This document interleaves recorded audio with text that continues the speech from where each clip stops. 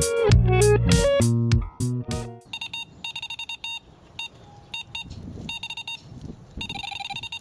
my, this is it?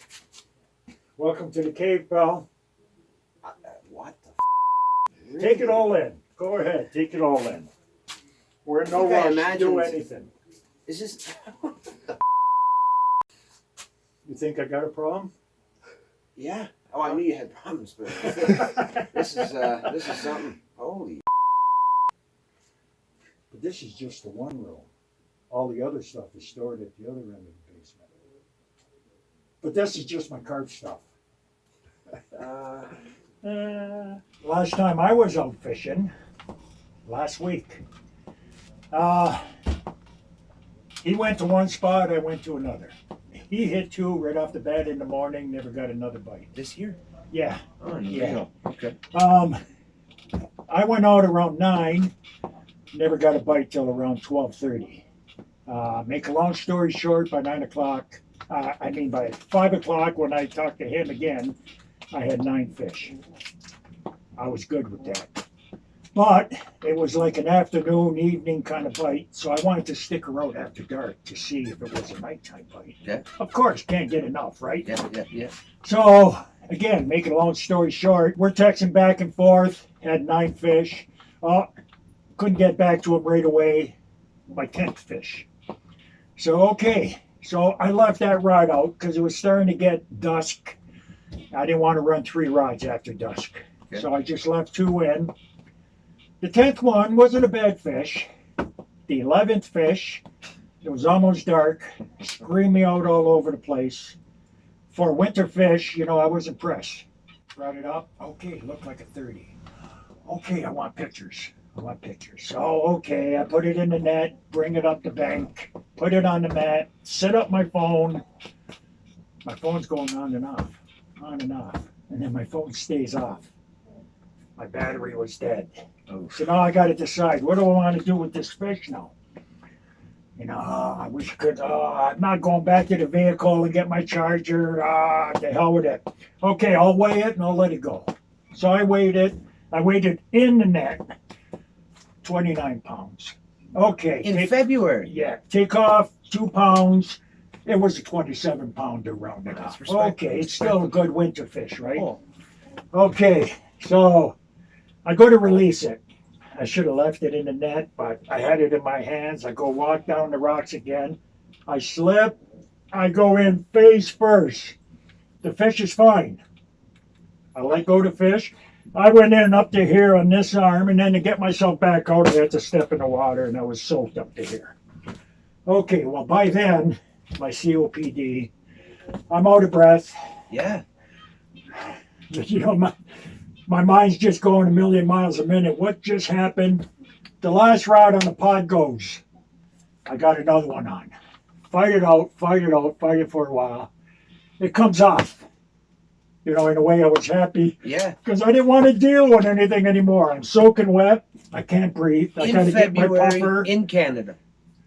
I got my puffer. Try to catch my breath back. And then I sit down and I says, what just happened here? Wow. So all that was left to do was pack up for today and call it a good memory. That's a good day. So it's a really good day, man. Congrats. Giving me getting the itch to go. Right on. So on that note, again, welcome to the basement. I'd like to introduce you. Kevin.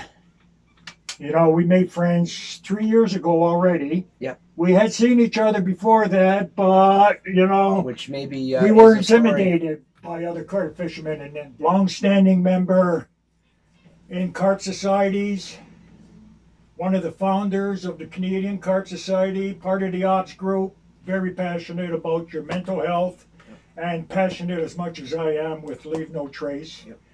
And you're the man that put faith back into my Packbait. Because let's say you're a 18-year-old young man and you want to learn how to carp fish, and you go online and you see YouTube and you see the Nash videos and you see the Corda videos, not all of that is applicable to what we're doing here in Canada. Exactly. And we are fishing for wild fish, likely that have never seen a hook before. And I find that when I started the basics and when I did catch fish, it boosted my confidence, but it also made me realize that we overcomplicate things We do. far too much. Absolutely. We Sometimes- overthink it. Sometimes I feel we overcomplicate things because we're trying to do new things to replicate what we see. Other times I strongly feel that overcomplicating things makes people maybe get a feeling that they're smarter. It's a validation thing. Oh, look at this, look at that. At the end of the day, what I've learned through trial and error is that keeping things simple is the best, and especially where we are, there's lots to be learned. Hey, I admire you, Kevin, because I wish I could keep things simple, but that's my problem. And that's a story for another day. So I'm not I'm not going online, or I'm going online very little. I only know less than 3 carp anglers, or that anybody that knows anything about carp fishing. So for my 30th birthday, my wife buys me this book, and this forever changed my outlook on carp fishing, and I got more out of this book than I've ever gotten on any channel, and I still now go back to it time to time to look.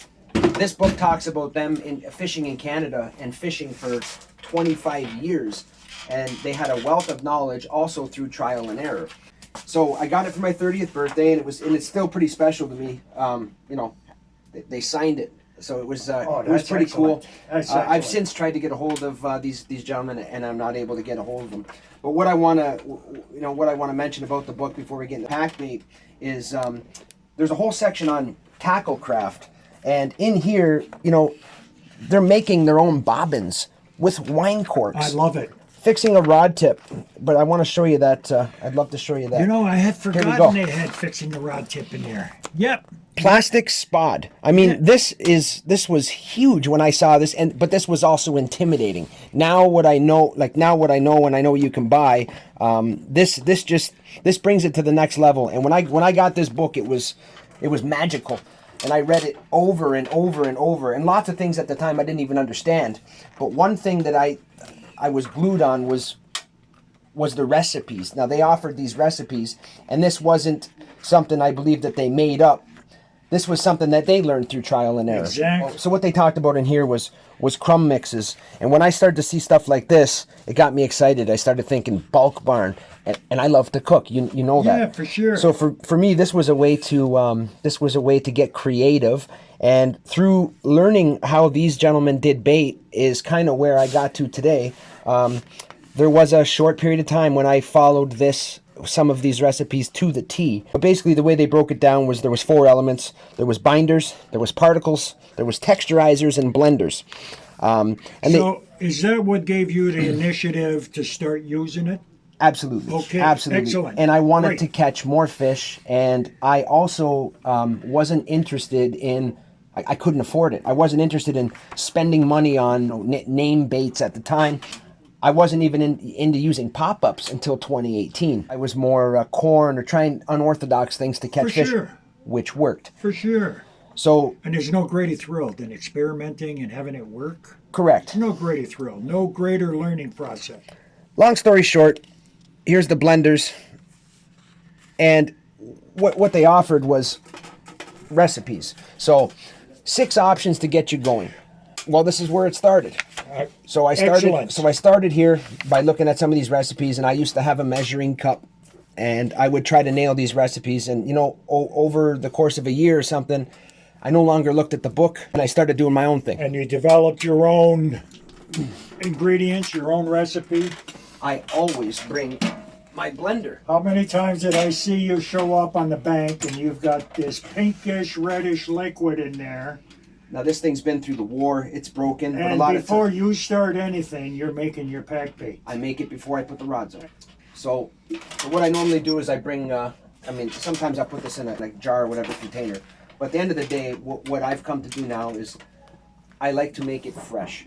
Always. I see guys. That's what I remember about you the most. I see guys that bring a big white pail full of pack bait, and they'll drop their rig in it, and they'll build this huge ball, and it never worked like that for me. I didn't like the consistency, and I didn't like the way it broke down. So basically now, after trial and error, and for 15 years, I've been playing with it. There's no more measuring cups. Now it's just by eye. But yeah, if you want, I'll kind of give you a basic rundown of. Let's make a quick batch. Well, if anybody's buying panko, I've spent a ridiculous amount of money on small packages of panko. Not worth it. You can't beat it. You need to go to Costco. They have toasted. This is the Kikkoman panko. Okay. Yeah, 20-pound bag, $40. Okay. So goes a long way. So today we're gonna make this, and then what we're gonna do is we'll give the remainder here to the. Okay. Now your ratio from panko and oats, is there a ratio, or it's 1-to-1? Once upon a time, or it's once just upon a time that mattered. Now, there's no, like I said, there's no rhyme or reason. It's how it feels. So in this case, some panko, some oats. Okay, so you're using a lot less oats than panko. I like it. I like it. This goes by, and like I said, this is just more or less by eye. I like it. So, right now, we got the panko, we got the oats. Being cold water season, I don't always use salt, but we use some pink salt. This is what you have today. I prefer to use the coarser salt. The rock. But we're gonna put some salt. Now, some other particle in here. I find these are fantastic. Now, this was a giant bag that was given to me from you. Exactly. I still got the rest of it. Over the years, I've used. Now that was supposed to be rolled oats. Okay. There's nothing rolled about that. Okay. That's just oats. Okay. But the point being, when these go in the water, if they're not totally saturated, they'll fall off and they'll float a little bit. But they'll also take on flavor. And it'll also help your pack bait to break down too when it's in the water. So today, because this is what we have, we're gonna use a little bit of these in here. Again, no rhyme or reason. What am I missing? Now the key. What I used to use also in here was busted up boilie. Yeah, for sure. If that's what you have. So today, this is just what I had on hand, but these are the Superfruit BT pellets. I'm telling you, these are a huge confidence boost with me. And because I typically use a strawberry jello, today we got orange. Citrus. It is what it is. Because I typically use something fruity, these pellets are fantastic. I love it. Beautiful. Okay. What I'll often do, like I said, today we'll just use this, but what I'll often do is I'll add this orange into here. Good. But depending on the size of the batch, I often use more than one. Okay. So now a batch that big, would you put the whole package? I would probably use one, if not two. Okay. Okay. Love it. But Love it. Today we're gonna do something a little different. I'm gonna show you. This to me is what is the game changer, and this is something I've been doing since I read it in this book. So instead of mixing with water, we're gonna mix with the cream or with the actual sweet corn. And you know, I find the sweet corn smells so much more pleasant than the cream corn. You know, like especially right after it's been ground up. It's completely different. So instead of adding water, instead of adding juice, I'll use the cream corn, or I'll use the sweet corn. Because it's got the water already in the can, it's good. It'll blend it up nicely. But what the nice thing is about this is you can add liquids to the corn, which then you're going to add to the dry mix. Yeah. So because it's cold or winter season, I had a bag of essentially moonshine or vodka. I add alcohol to the mix.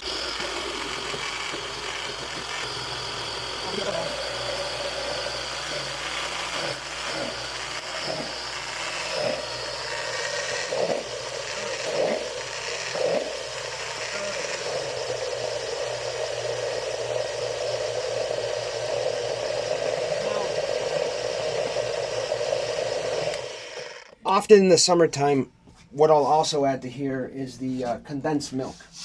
For sure. There's no sense. There's no sense now in opening a fresh can of condensed milk. But yeah, typically I'll add a blast of the condensed milk in there, and it helps keep everything together.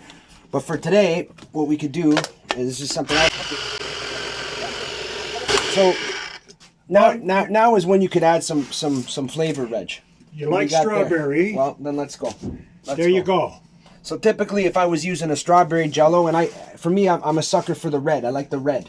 Well, doesn't matter what application. That'll make it red. But today, since we're using this, we're going to have a strawberry citrus. So just to add a little bit more flavor.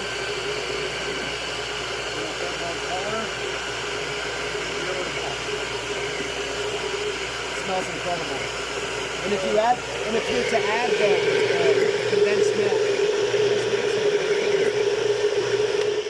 sure. And again, more sweetness. So what I think we're going to need already, just by looking at it, is maybe a bit more panko. But what I want to show you, Reg, is besides the breadcrumb, you got the particle. You got little bits and pieces. Oh yeah. You smash up some boilies. You're giving a variety. Oh, for sure. So I'm gonna just a wee bit more panko in here. And then I'm going to show you, this is how we show up on the bank. I got my little container with the lid. How many times did I see you show up on the bank with this? All the time. So I often don't bring a spoon, and I go to the first tree, I grab a stick, because I can leave the stick behind, right? Yeah. So. Yeah. Now this is where I want to know where you feel that the consistency is good. Okay. So. This is what I'll do pre-putting the rods out, okay? And what's different about this than lots of other pack bait is I will only mix this on the morning or on the session, and once it's past its prime, I mix a fresh batch. I'll bring a bag of dry mix in a giant Ziploc, and I'll have a double batch of this, so I can mix it fresh. And why? Because it's just about confidence for me. I don't like how it presents. Once it takes on too much water.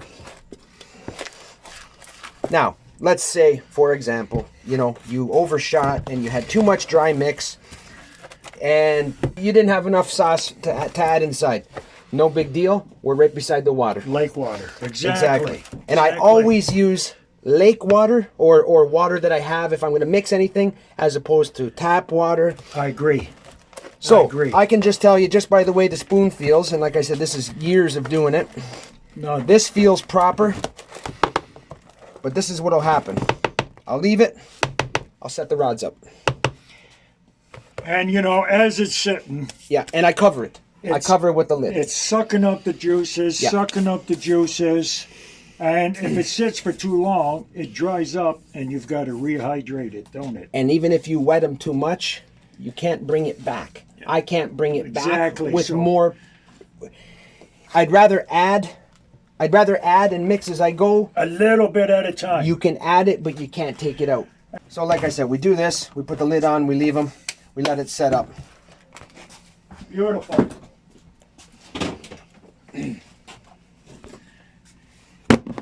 Okay, so now it's been sitting, I don't know, 5-10 minutes. I've got the rods leaning probably on my chair, and the weights are dangling like this, and now they're waiting. So I'll come up behind and I'll get this container underneath where I'm gonna work, and it feels good. Now, a couple things to note. If I'm going to be fishing at a distance, I'm gonna pack it harder on the lead. So I'm confident that when it hits the water, it's going to make it to the bottom, and it's not going to blow all the shit. Exactly. Okay? Exactly. So here, I can feel them, okay? So I'm going to come over here.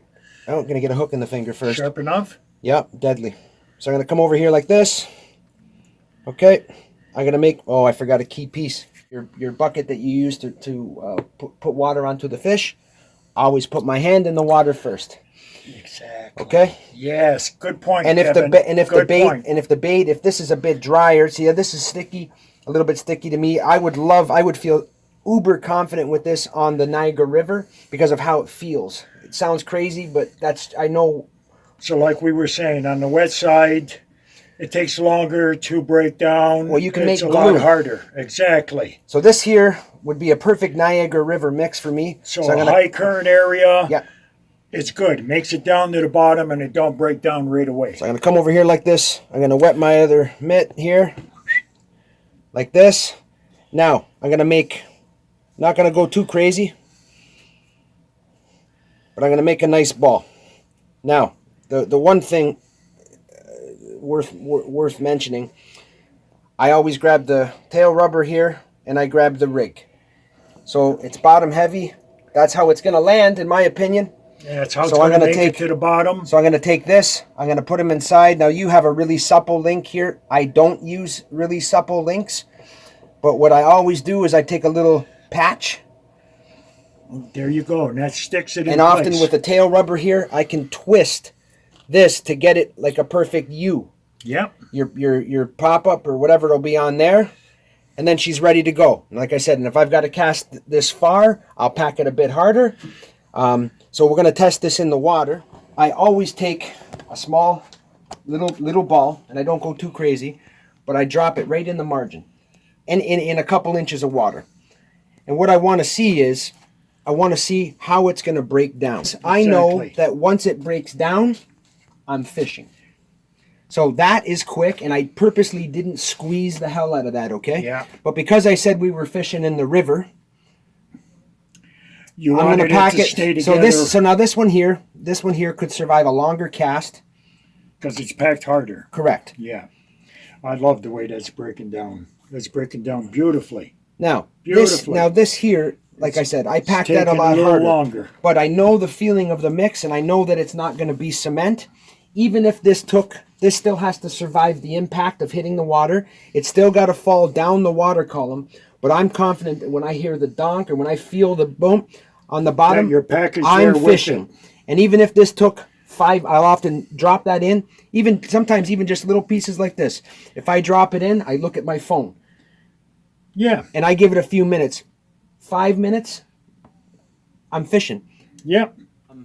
Now I see your ball here. You packed it really tight, and it's still in one piece. But if you look at the bottom where it's landed, it's slowly starting to come apart. It's sending off all kinds of little finer particles. Yep. And often what I notice too is that other small fish, so gobies and things, they'll come in and they'll start to touch it. And the current, you got to remember, this isn't a tank or in a Tupperware. In reality, there could be a tiny current. Some of it's moving it around. Oh, for it's sure. going to help break that down quicker. And it's sending the attraction down. Yeah. But at the end of the day, for me, it's what I'm confident with and what I feel good using, because I don't have all the time in the world, and I want to make best of the time I have on the bank. Absolutely. And another thing we can touch on is the different times of year to use this. Now, you can use it any time of year. Yeah. But the part that I like about the pack bait is during the cold water period, I don't chum myself either. That's plenty of chum. That's plenty of free offerings during the cold water period, because the fish might be feeding for 10 minutes, 15, 20 minutes on a 24-hour period. So why put all that chum out there if they're going to fill up on a couple morsels and then they're not going to look at your bait?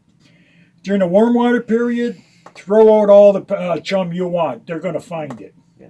But during the cold water period, that's all you need for free offerings. And it gives me the confidence that there is a certain amount of attraction there that's going to zero in the fish onto my hook bait. You can add any little bits of free offerings in here, like you said earlier, sweet corn, pieces of the boilies that you may be fishing on the hair. Whatever it is that you prefer. Exactly. You know, there's other particles and things that you can use, but at the end of the day, it's what makes you confident, what you feel good using, and you know, there's no, my opinion, there's no bad time to use pack bait. Never. You got it. So hopefully that's taken some of the mystery out of it. And there we are now, about seven minutes in, and it's breaking down. Yeah. And again, it's not. It's slowly breaking down. And if this had to survive an 80-yard cast, It would survive, no problem. yeah. And if it landed on a rocky bottom, and like I said, there's a little bit of movement in the water, this may have already been dissolved. This is a tank. It's whatever. Exactly. But that's the idea. And once a fish, and honestly, once a fish comes over and starts knocking it, Exactly. And one swipe of the tail and whatever else, and it'll spread it around. It'll create a frenzy. And still holding still helping your lead and holding everything down tight to the bottom. Absolutely. Absolutely. So, like I said, hopefully that's taken a lot of the mystery out of it for a lot of people. Food for thought. Thanks a lot for sharing that with us, Kevin. Okay, pal. And tight line, and hope you get lucky.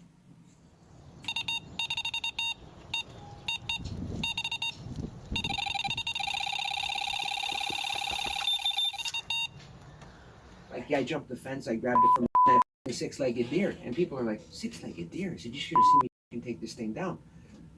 I thought this was just bullshit. I thought this was just some shit people gave you. I didn't know it was yours. I did that for years. Bitch.